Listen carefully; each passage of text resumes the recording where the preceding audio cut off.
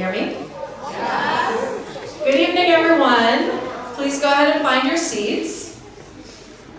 Welcome to the 2025 MVWSD School District Student Film Festival.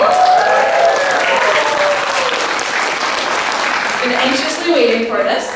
My name is Haley Libwit, and I'm the technology coach for the school district.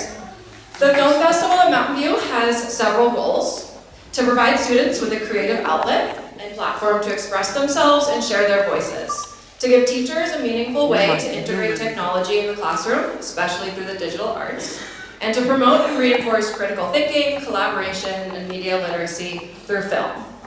This year's theme, Spotlight on Solutions, challenged students to explore real-world problems and present meaningful research solutions. We received an outstanding 68 film submissions from students across 9 of our schools in grades. That's amazing.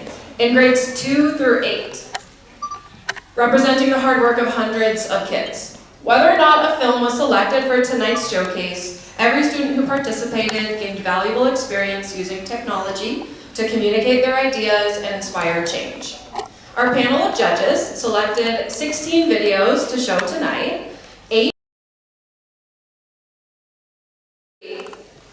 After each grade level band, I'll present a few specific awards. If your film is selected, I'll invite you or your group to come up on stage using either side to come grab your award. Before we get started, I wanted to thank our site technology leaders for helping to judge the films, our teachers for working with our students to support and submit the films, and most importantly, all of our kids for their creativity, hard work, and courage, tackling important issues and sharing their stories with us tonight.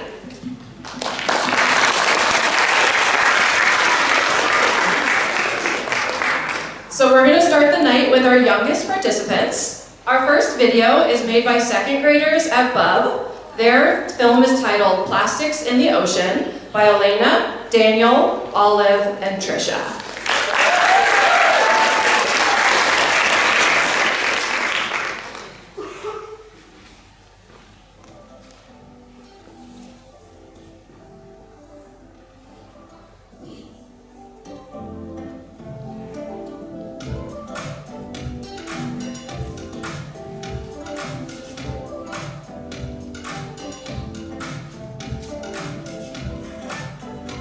So how does the plastic get there?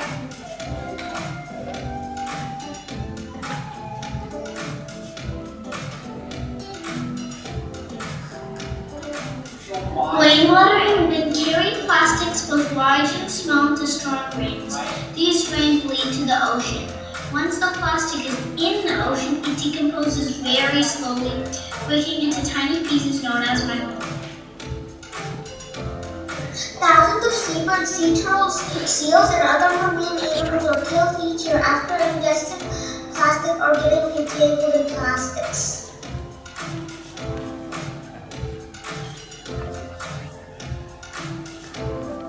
Plastics found where they should not be are disruptive for animal habitats.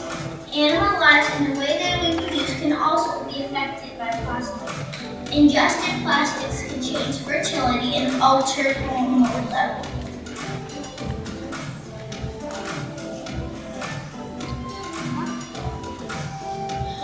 To help solve the plastic problem, there are a few simple actions you can take.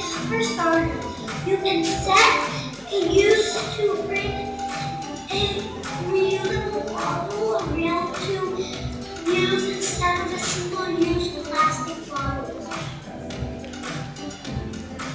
Stop using a plastic straw when you get a soda or juice. One other way to help is to try bringing containers from home to pack restaurant leftovers instead of using the one-time use restaurant plastic.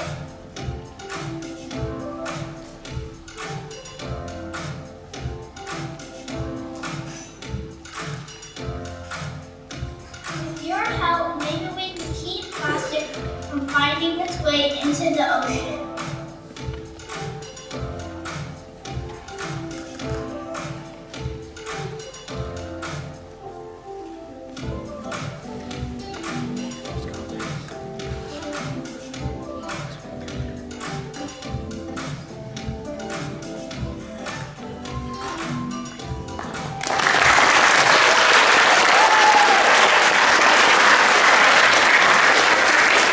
Second graders made that. Amazing.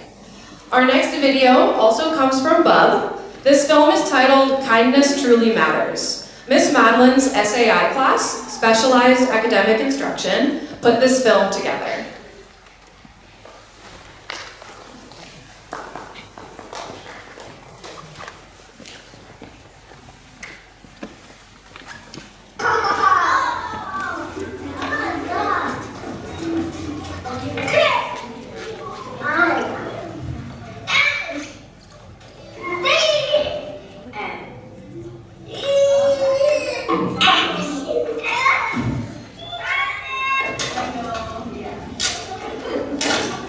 What are you doing, kids? After help away from some tools. Care, show, and then right up my kitchen. I will be careful to help other art. Put off and I read the book, but I got sound. I can take care of our classes by cleaning the whiteboard. I show a kid and put a tie in the bag and the bucket again. I can show responsibility by cleaning up your trees.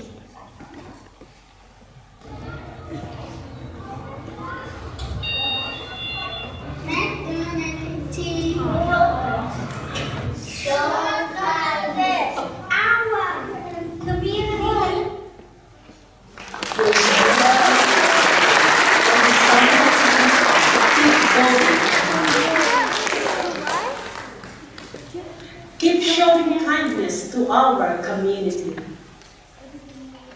Thank you for watching.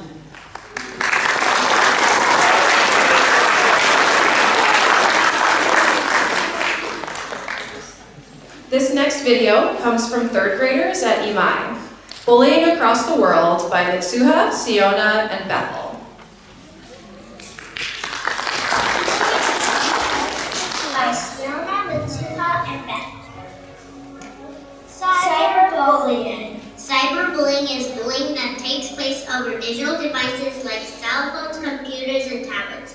Cyberbullying can occur through SMS, texts, and apps online in social media or gaming, where people can view, participate in, or share comments. Bullying. Kids who bully use their power, such as physical strength, access to embarrassing information, or popularity, to control or harm others. Power and relevancy can change over time in different situations, even if they involve the same people.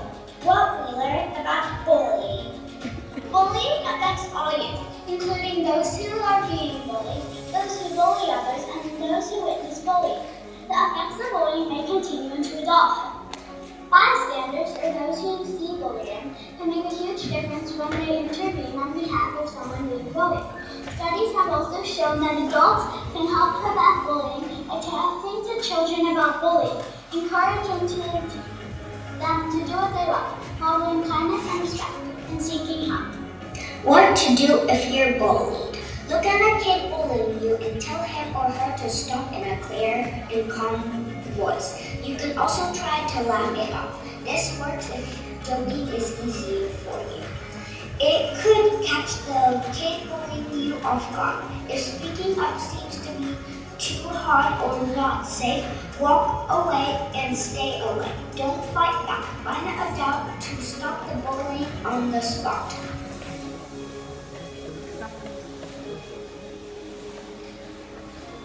Thank you for watching.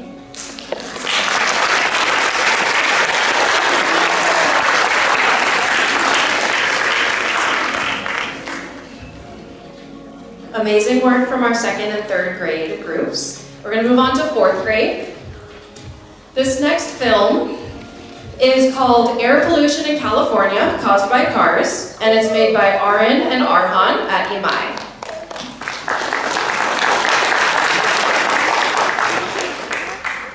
Air pollution in California caused by cars. By Orange Street and Arhan, Ontario. Over 9,000 children people die each year because of air pollution. Vocabulary. CO2 is carbon dioxide and CO is carbon monoxide.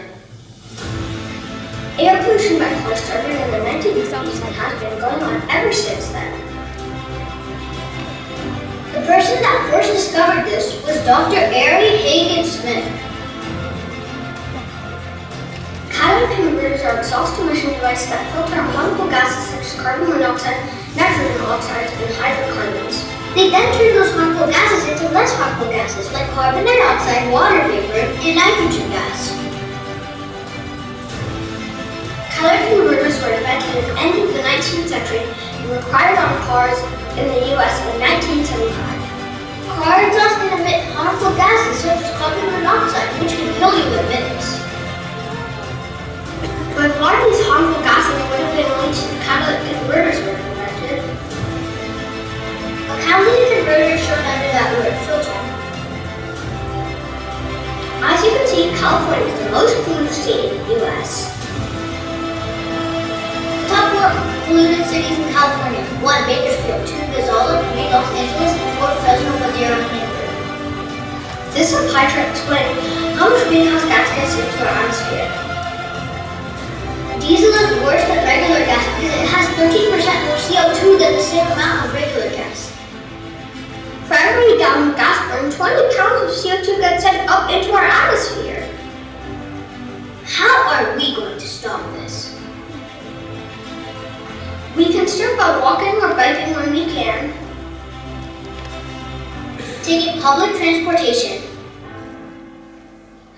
When driving, accelerate gradually and obey the speed limit. Drive less, particularly on days with unhealthy air. Maintain your vehicle and keep your tires properly inflated. Support the small check program. Limit idling your vehicle for no more than 30 seconds. When getting a new car, get a zero-emission electric vehicle. Thank you for watching, and let's solve air pollution in California together.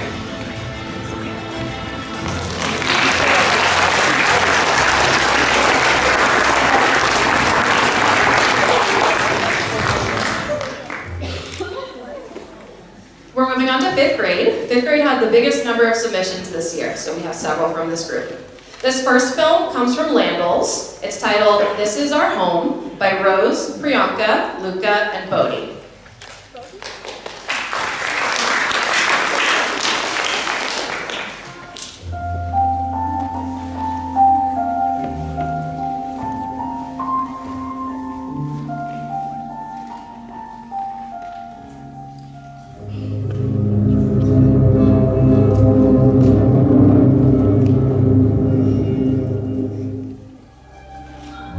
California is in severe drought, which leads to wildfires like in LA recently, and not enough water for farms. This affects so many people worldwide. So what can we do about the loss of water we are facing? We'll give you some tips to help you think about this. Tip 1. Take shorter showers. And maybe find shorter songs to sing in the shower too. Tip 2. Fix leaks as soon as you notice them. Even a small drip can waste gallons of water over time. Tip 3. Make sure to turn off the faucet when you're not using it. This small action can prevent unnecessary water waste. Tip 4. Use a broom instead of hose to clean driveways and sidewalks. This simple solution conserves water for the better. Tip 5. Instead of watering your plants early in the morning, do it late in the evening to minimize evaporation. Tip 6. Run dishwashers and washing machines only when the flow is. This helps conserve water and energy. Tip 7. Consider collecting rainwater to water your plants. This natural resource can help you reduce your use of tap water. Hey, water your lawn only when necessary, and consider using grass that doesn't need to be watered often. Every small change we can save gallons of water every day. Please protect this resource for future generations. Thank you for listening to this video.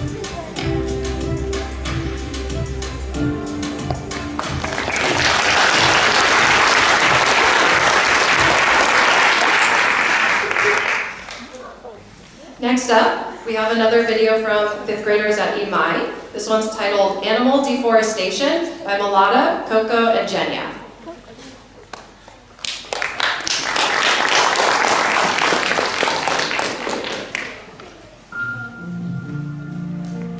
Look at this forest.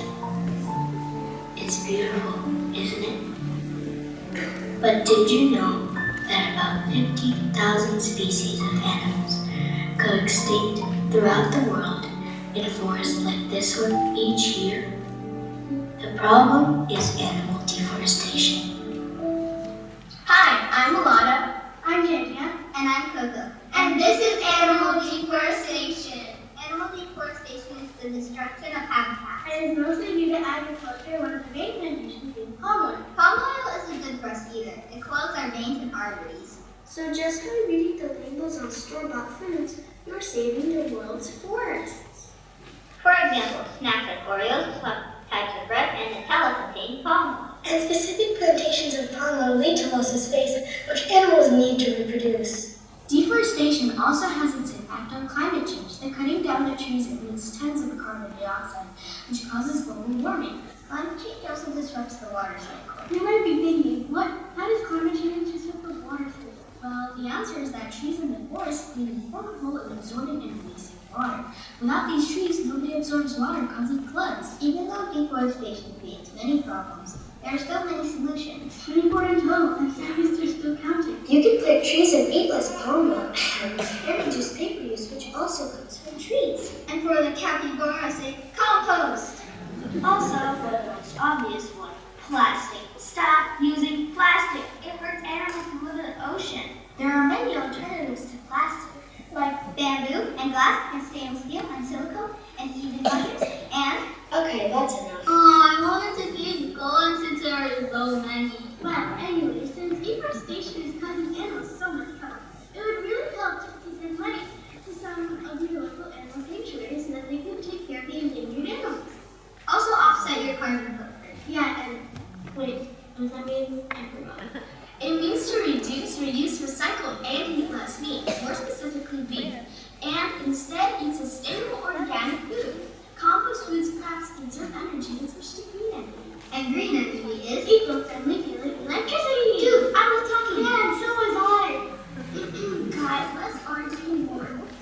Fine. Wait, that's the end of our info. Then do a conclusion. Okay, boss. In conclusion, deforestation is no good for the environment and leads to some serious impacts. But there are many solutions to contradict it, some of which you already heard. So do some good and take a break from palm oil. Okay, since we're done, let me turn this off. In conclusion, deforestation is no good for the environment.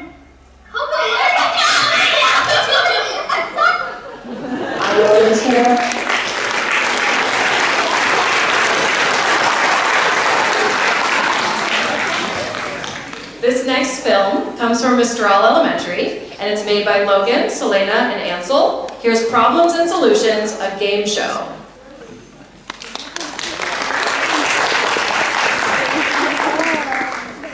I'm Logan Achita, and this is Problems and Solutions. Today, I'm here with two very talented students, Selena Mandelli and Ansel Patterson. These two will be competing to answer as many answers they can in both the problems and solutions round. Your topic today will be about farming.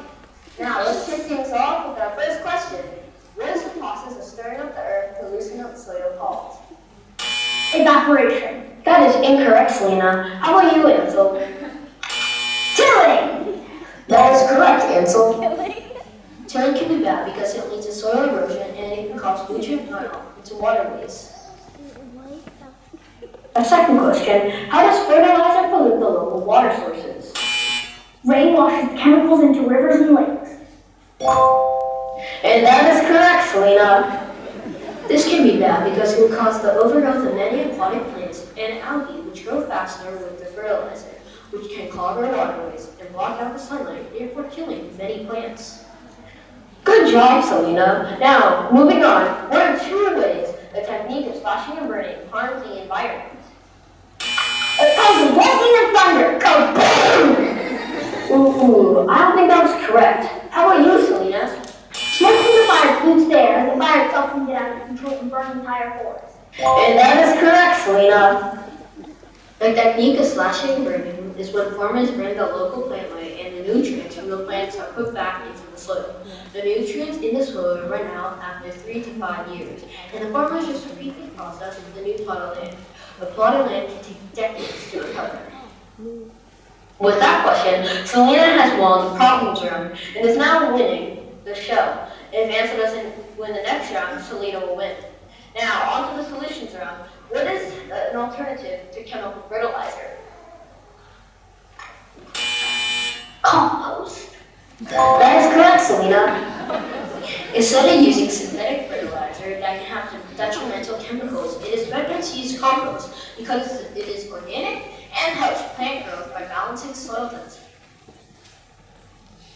And now, for our last question, how can we improve the machines used to farm? Make them bigger? Ooh, I don't think that was correct. Use solar power machines. You can improve the machines by improving the power source. Solar power is a very natural energy source and does not harm the planet. And with that, congratulations, Selena. You have won problems and solutions. And nice try, Elsa. With that, I'm Logan Ashida, and see you next time on Problems and Solutions.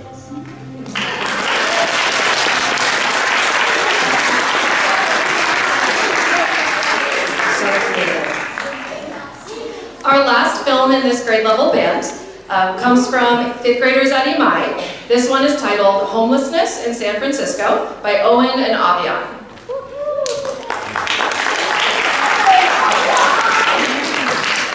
Homelessness in San Francisco. Hi, I'm Owen. And I'm Avian. Today, we will be addressing the problem of homelessness in San Francisco. Many people become homeless because of unemployment. Some of the most common reasons for unemployment are little to no education, a gap in their work history, or even a criminal record. Many people also do not have good enough transportation, such as no car and are forced to walk. Others don't have a good enough house, which impairs the product of their work, making it less likely for them to be hired. Another common problem is disabilities that prevent people from working or even working productively. One of the best solutions to homelessness is rapid rehousing. There are 3 main components to rapid rehousing. The first of these 3 is housing identification, which is finding housing quickly. The first step is to build relationships with landlords. This is to have as many housing options as possible. The second step is to find and secure the best housing as soon as possible. This is to limit the amount of time people spend homeless. It is best to move people into housing within 30 days. The second component is rent and moving assistance. The goal is to help with the cost of moving in so you will have a better financial situation. What you have to do first is pay security deposits and moving expenses. Then you should pay for rent and utilities. The length of assistance you get varies, but it is usually 4 to 6 months. The third component is case management, which is to stabilize people once they are settled. The first thing to do is connect people to services and support in the community. The final step is to help resolve any other issues that may threaten house stability. Another amazing solution is financial help from the government or charities. On average, $1.1 billion are annually raised in San Francisco for homeless people. The government sometimes buys buildings for people, and they get rid of many documentation barriers that stop people from moving in. San Francisco has also passed Proposition C, which raises almost $300 million annually for them. A collaboration in Santa Clara has provided nearly $1 billion for funding and affordable housing. So why can't a company in San Francisco do the same? Many leaders coordinate their efforts to create a sense of urgency, and they work with special partners only they have access to. The disabled can get money from the Supplemental Security Income, or SSI. Many homeless families also get funding from the Temporary Assistance for Needy Families, or the TANF. Thank you for listening.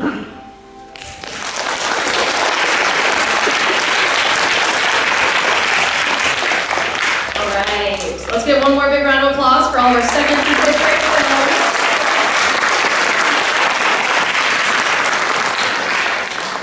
So at this point, we are going to give out a few awards for this grade level band.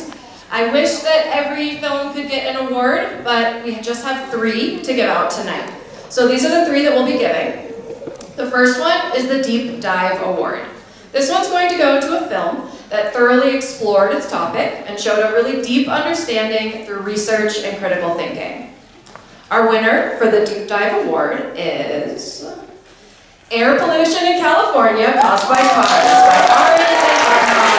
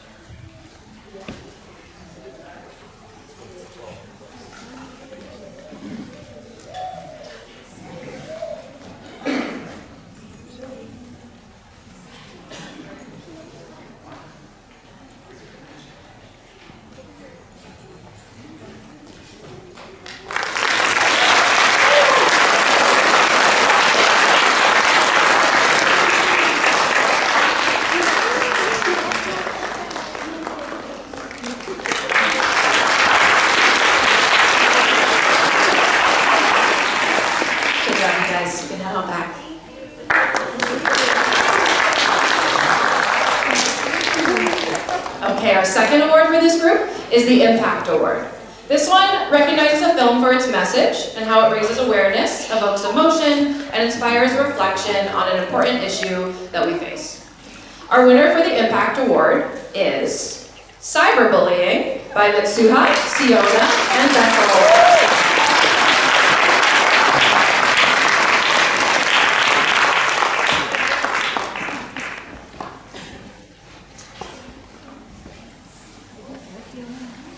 Thanks for walking quick, girls.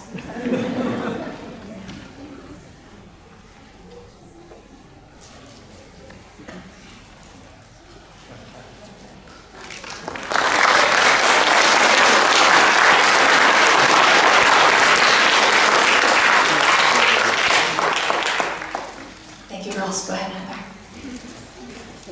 Okay, and our final award for this grade level band is for Cinematic Excellence. This one recognizes a film for its technical skills, its creative direction, and its use of digital media to enhance its message. Our winner for Cinematic Excellence is Problems and Solutions, a game show. By Logan, Selena, and Ansel from the Start.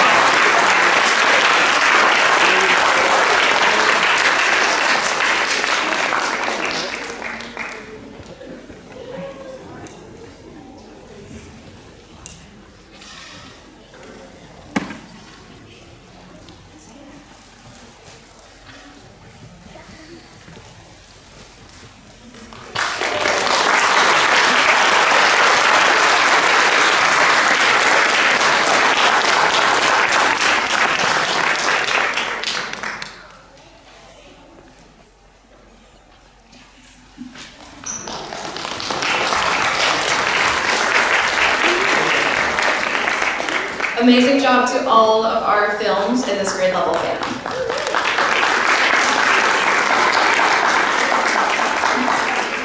Okay, we are moving on to the middle school, starting with 6th grade. We have 2 videos, each of them with an environmental focus in our 6th grade submissions. Hi, I'm Elise. Our first one is Throw Out Littering by Noor and Elise at Graham.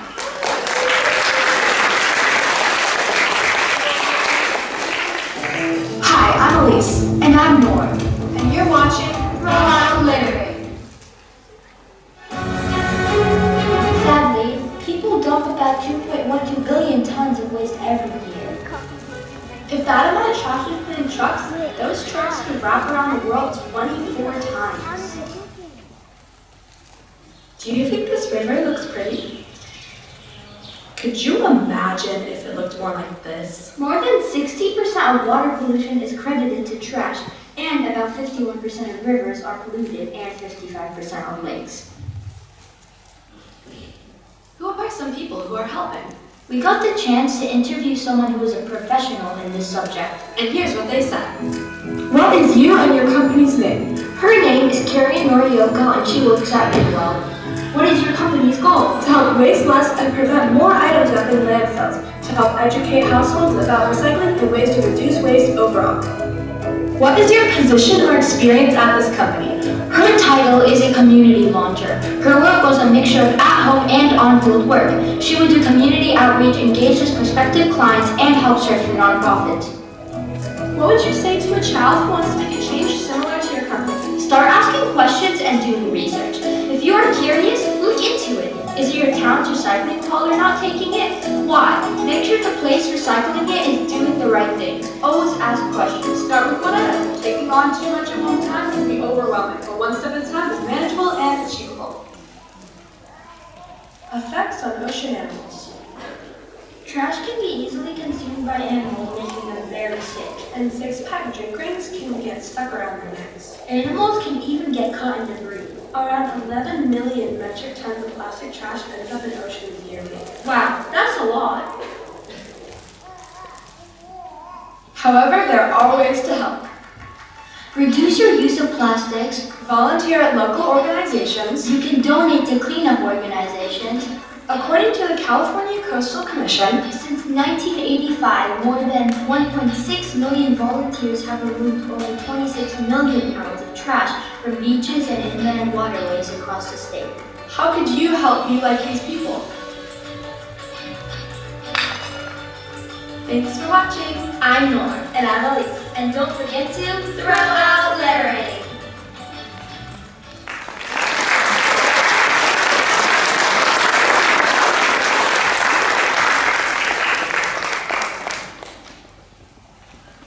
Our second video from 6th grade is Zero Waste Full Plates by Ada, Vani, and Sarah at Crittenden.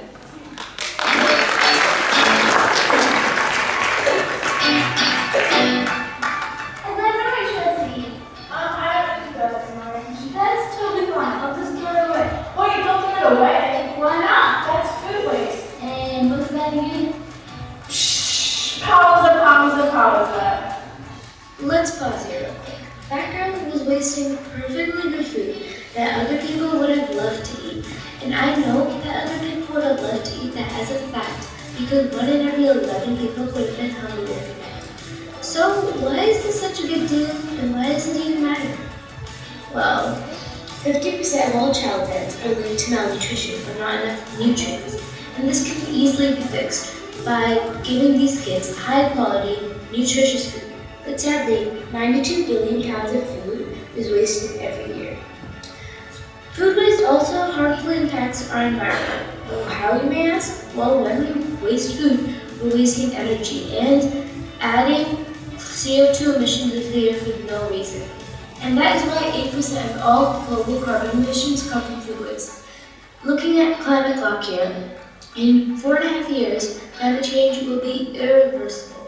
And it'll be pretty hard to stop. But let's look on the bright side. There are so many small things that you can do to help. Let's unpause here and look at how you can prevent food waste. Wait, not in a way. Instead, you can pack them in a container and save the later. This saves time, food, and money. But what if I'm at a restaurant? Then you can always ask for a box to go and eat it later at home for breakfast, lunch, and dinner. So now that you know you can save your leftovers, how else can you prevent food waste? Okay, these oranges are big sticks, but I'm gonna go throw them away now. Don't throw them away. What? Why not? Well, you can give your food waste to any lifestyle compost them. What's composting now? Well, it's when you make a compost bin. I don't have a composting though. All you do is get that bin, put some dirt, worms in that leaves for decomposers, and your food waste.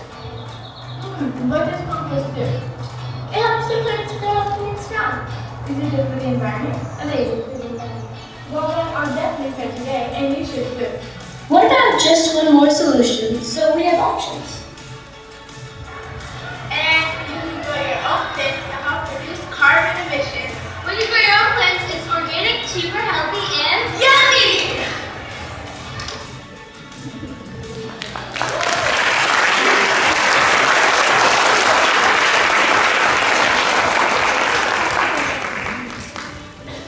Okay, moving on to 7th grade films. This first one is called Lack of Bike Infrastructure by 7th graders at Crittenden, Arjun, and Ryder.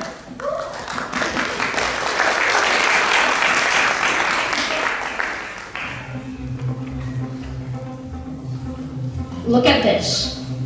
And this. Does this look like a safe place to go to school? Would you allow your kid to bike to school in such dangerous conditions?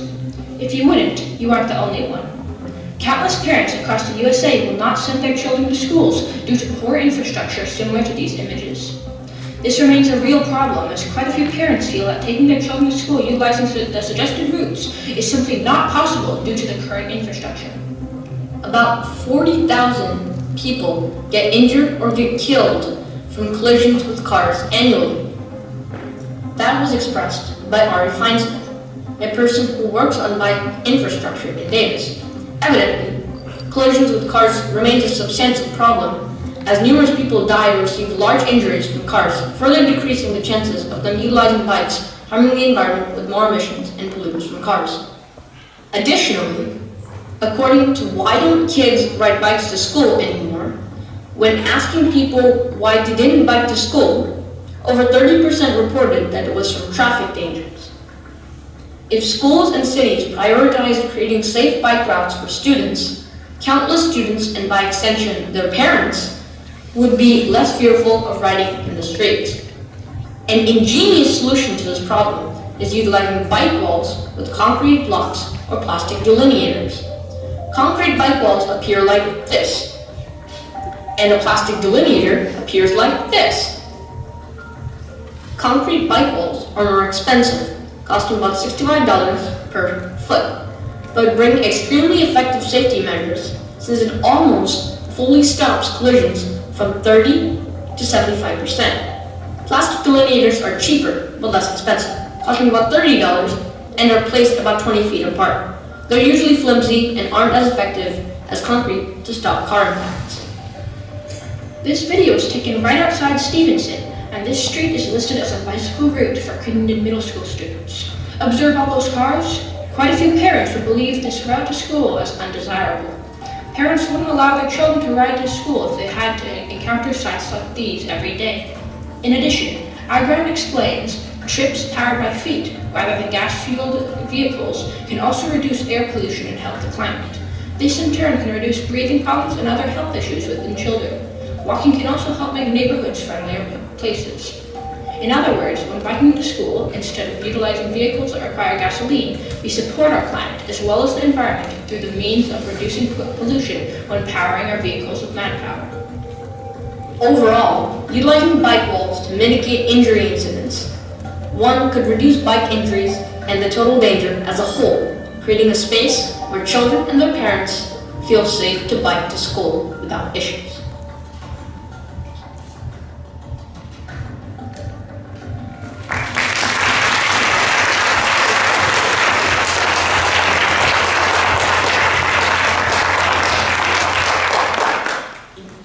Our next video from 7th graders Emery, Omri, and Stephen at Graham is called Sustainable Energy.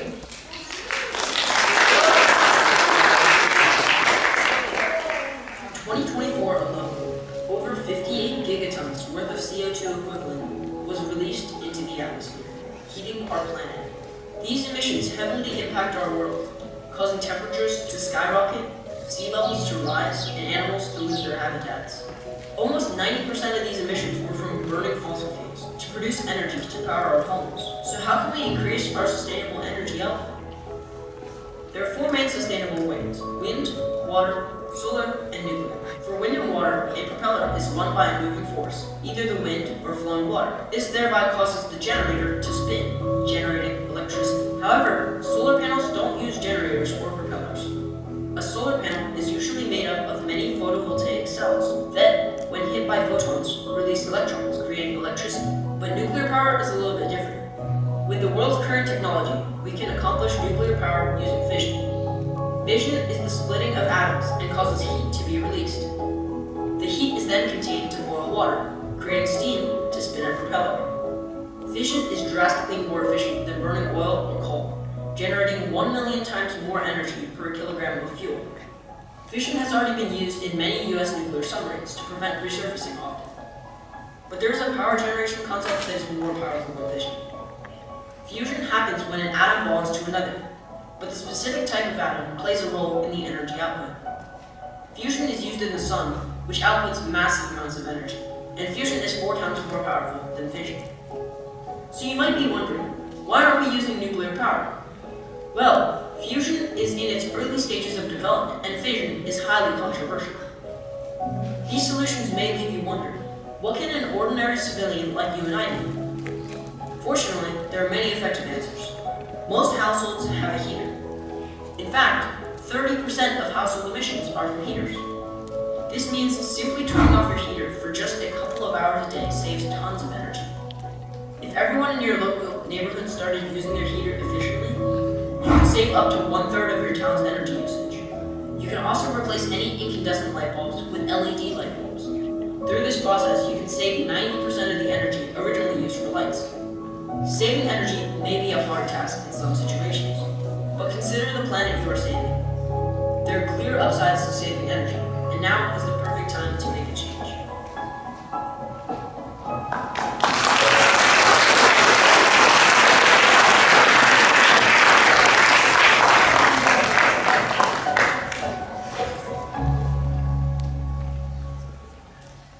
Next up is a video from Ming Young and Paxton, 7th graders at Graham, called Social Media and Mental Health.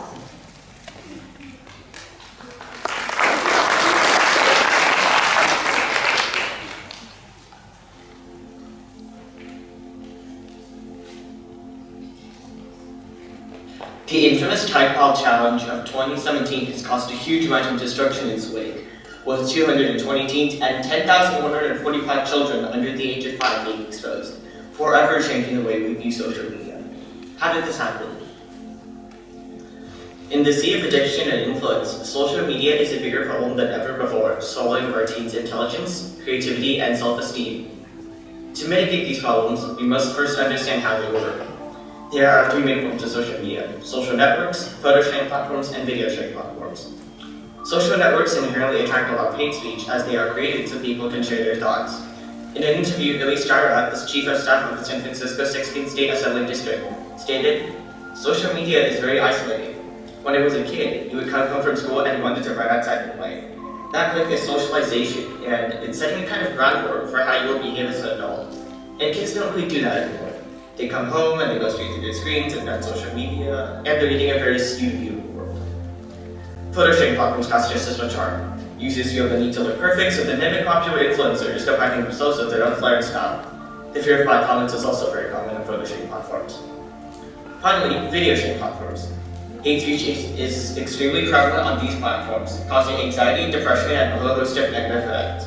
Unintelligent and often dangerous challenges trigger FOMO, or the fear of missing out. This, combined with peer pressure, can cause any person to be sucked into the challenge. Doom scrolling, an issue on social media, is also the most severe on video sharing platforms.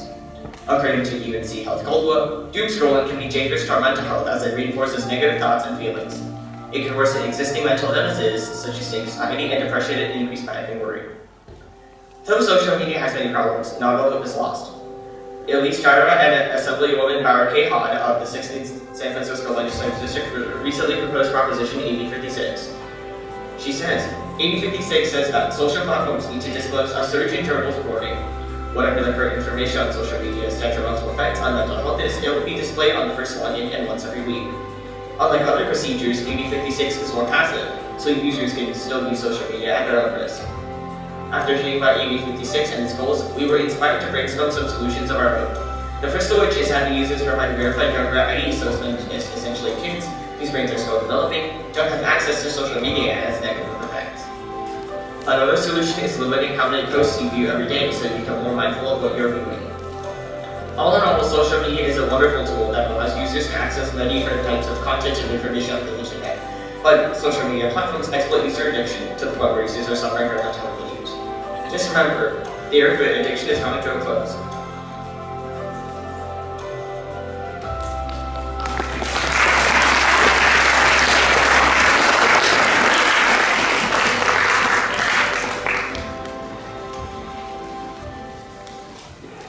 Okay, moving on to our final 3 films of the night, our 8th graders. First up is Water Pollution SOS by Calvin and Jordan at Graham.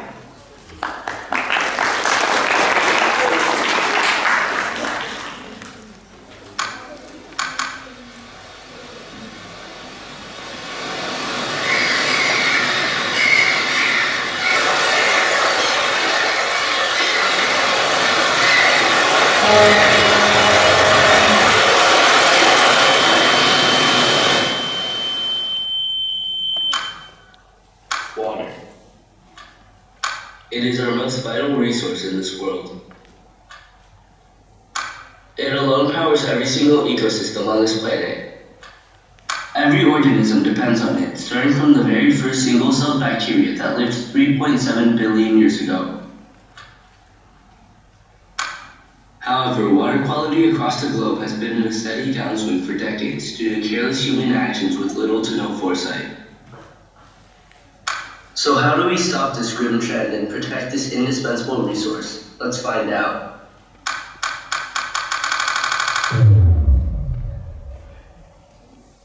Water pollution is an issue that predates our society, going back to the very first civilization that suffered from parasites within their waterways. Although this problem has existed for centuries, water pollution has only begun to have a global impact in the late 1900s. As global population continued to skyrocket, access to clean water has never been more crucial. Earth's oceans, seas, and lakes contain more than 1 billion cubic kilometers of water. However, only 1% of this water is fresh water, usable in agricultural, industrial, and domestic use. Still, this measly 1% is enough to sustain the entire humanity. Pollution has begun to have a major impact on the usability of this water. Most of these pollutions can be stopped though. Alternatives to plastic use will significantly reduce trash in the ocean. Recycling instead of sending plastics to landfills is already having a pronounced impact on trash in the ocean. In addition, reducing the usage of oil and gas will decrease the amount of chemical pollutants that reach the oceans. Cars can be replaced by bikes, electric vehicles, and public transport. Less use of wheeled vehicles will also reduce the microplastics washed away as it runs off, which are when rain sweeps chemicals off the pavements and sidewalks into body of water. Now let's explore the effects of pollution and runoff with the Senior Manager of Seattle's Wastewater and Drainage Utilities. One of the reasons that our salmon population has gone down is because of the water quality of our waterways. Pollution is due to many factors. It's due to runoff, stormwater that, for example, if it touches the road, then it carries a lot of chemical that was from the car. And what it does is that these stormwater get collected in the storm system, and if we don't do anything about it, it sometimes gets discharged to the creek. And then you're basically allowing a lot of the dirty water to go into the creek, and then it really impacts all the creatures that live in the stream or lake. However long the journey to save our water is, the results will be worth it for every generation to come. Thanks for watching.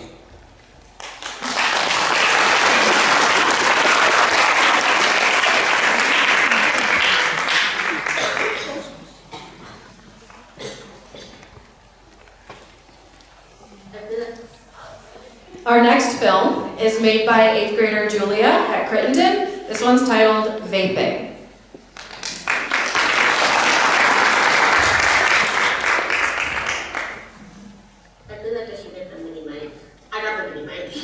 Hi there, my name is Julia Wong from the STEM and CV class in 8th grade of Crittenden Middle School. And today I want to talk about vaping, especially vaping in schools. This is important because when a teen vapes, it harms the developing of the brain and also damages the lungs in terms of black. Like, what is that? Next to me is a real life lung, which is very healthy. It is nice and clean. That's what we want our lungs to be. In other words, if teens continue to vape and they continue doing so, it is mostly done in bathrooms at schools. This can impact on their learning or risk of future.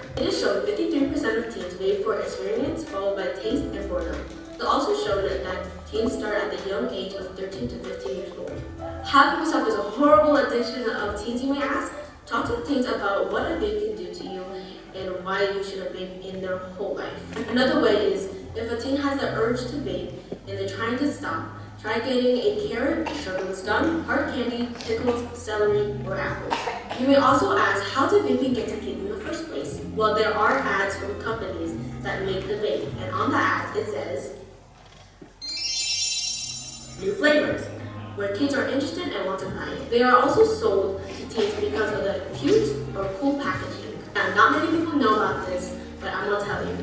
Did you know each time you take a breath out of a vape, you are smoking 20 cigarettes? My girl, ew. Now, I'm not gonna leave you guys on a sad ending because why would I do that? I'm gonna tell you guys how you guys know.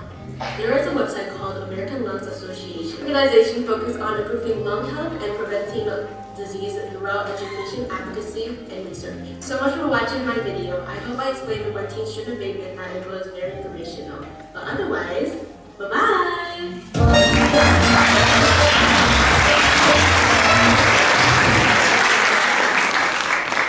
And our final video of the night is titled Road Safety. This is made by Nathaniel, Jeremy, and Jens at Graham.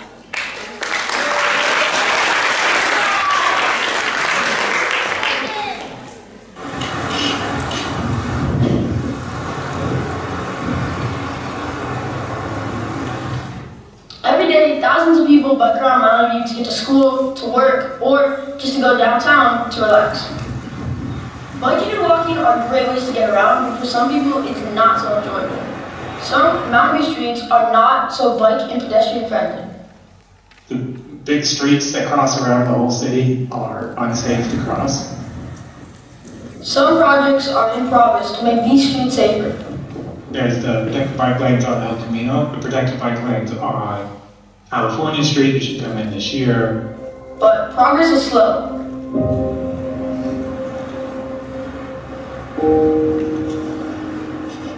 Some of the stuff that the city asked for did not go in. Specifically, there was the fatality at that intersection did not get all the safety improvements that the city asked for. Typically, the city's projects either get delayed or are shut down due to lack of funding. So, for example, there's the two-way bike lane that was supposed to be going in from Barbara to Castro. That was supposed to be done before this school year started. And as far as I know, it isn't even started. In other cases, the city simply doesn't have enough power and jurisdiction to rule over certain areas that are unsafe. These cross-jurisdictional projects get really, really complicated super fast. Yeah. So, anything with the freeway or El Camino is Caltrans. The state highway department is fully in charge of anything that gets built there.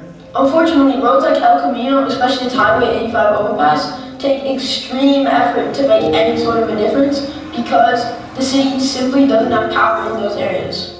As a result, they're particularly unsafe for bicyclists and pedestrians.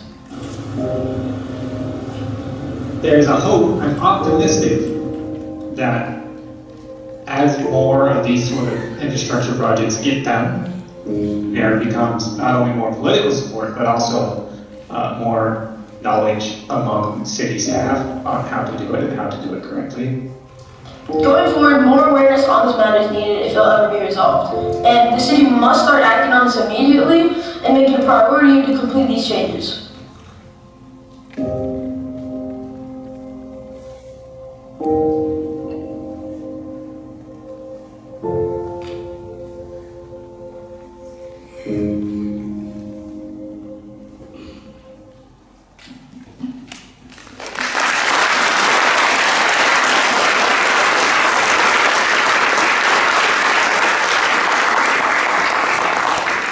Okay, another big round of applause for all of our middle school films.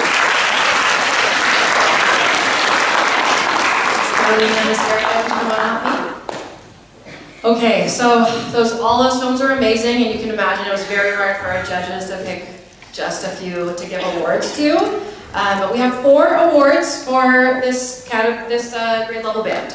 So again, the Deep Dive Award is going to go to a film that thoroughly explores the topic with deep understanding through research and a lot of critical thinking. So the Deep Dive Award for this group is Sustainable Energy by Emery, Omri, and Steven.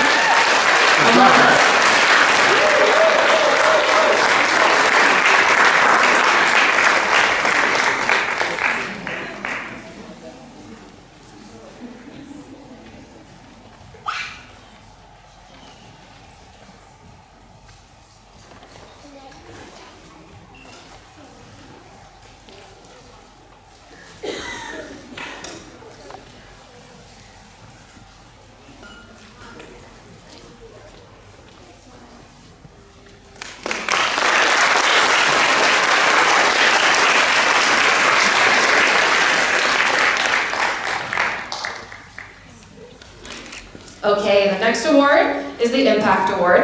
This one is about the powerful message and how it raises awareness, evokes emotion, and inspires reflection on an important issue. The winner of the Impact Award is Road Safety by Nathaniel, Jeremy, and Jeff.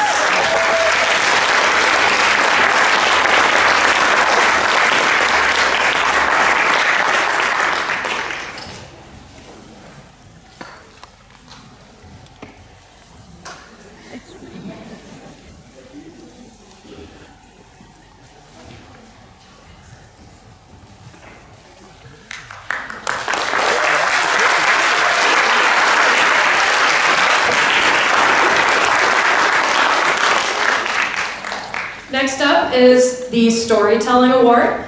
This one delivered a message in a compelling, creative, and engaging way that drew in the audience. Our winner of the Storytelling Award is Vaping by Julia Wong.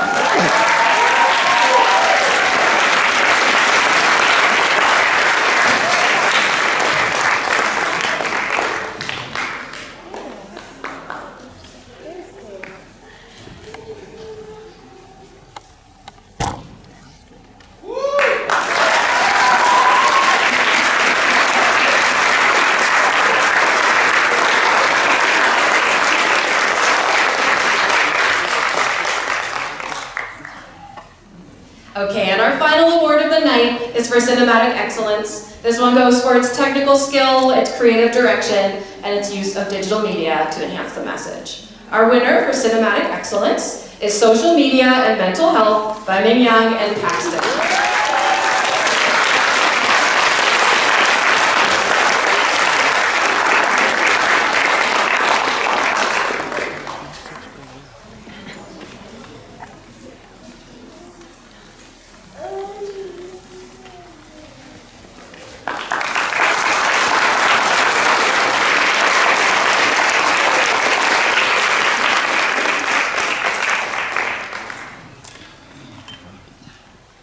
So that concludes our show. Thank you all for attending and supporting our students. Thank you again to all the teachers and the judges for helping score these films. And of course, all of our amazing students that participated, whether or not their film was shown tonight, they all did an amazing job. We hope that you guys continue to use video to express yourselves. Thank you everyone, good night.